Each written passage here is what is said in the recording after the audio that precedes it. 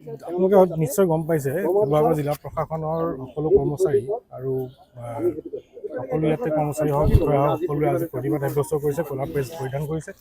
আৰু ইয়াৰ লগত জড়িত প্ৰকৃত কথাটো হ'ল কি, যোৱা বিগত দিনত আমি দেখিবলৈ পাই আহিছোঁ জিলা প্ৰশাসনৰ বিষয়া কৰ্মচাৰী তথা জিলা প্ৰশাসনৰ মুৰব্বী যিধৰণে যোৱাকালি অপদস্থ কৰা হ'ল এজন IAS বিষয়াক, যিধৰণে আমাৰ সন্মানীয় বিধায়কে এজন আমাৰ বান পৰিস্থিতিৰ মাজত তেখেতক অপদস্থ কৰিলে আমি তাৰ তীব্ৰ বিৰোধিতা কৰিছোঁ। আৰু এনে সময়ত সেই পৰিস্থিতিৰ পৰা পৰিস্থিতিৰ লগত মোকাবিলা কৰিবৰ কাৰণে আমি যিটো প্ৰচেষ্টা কৰিব লাগিছিলে সেই প্ৰচেষ্টাক আওকাণ কৰি জিলা প্ৰশাসনৰ ব্যৱস্থাটোক অস্থিৰ কৰিবলৈ চেষ্টা কৰা হৈছে। ইয়াক আমি তীব্ৰ বিৰোধিতা কৰিছোঁ আৰু গতিকে সকলোকে অনুৰোধ জনাইছোঁ আমাৰ লগত সকলোৱে সহযোগ কৰক।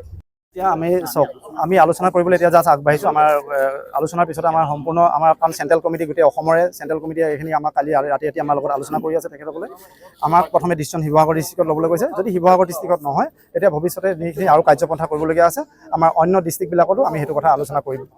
গতিকে আমি ৰাতি দিন আপোনালোকে দেখিছে, আমি এতিয়া চাওক না, আমি প্ৰত্যেকে ফেচবুক খুলি ল'ব লাগিব আৰু প্ৰত্যেকে নিজৰ কাম দেখাব লাগিব। তেনেহ'লে আমি সেইটোৱে কথা।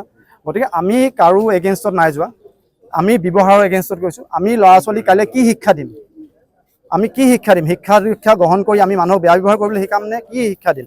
গতিকে মোৰ ভুল হ'ব পাৰে কিছুমান কথাত, কিন্তু আমি দুখ পাইছোঁ এইটো কথাত আৰু আমি তাৰ বাবে এটা আলোচনা এতিয়া আমাৰ হ'ব। আলোচনাৰ পিছতে আমি আপোনালোকক সকলো কথা জনাবলৈ দিম। বেয়া নাপাব, এতিয়া অকণমান ব্যস্ত হৈ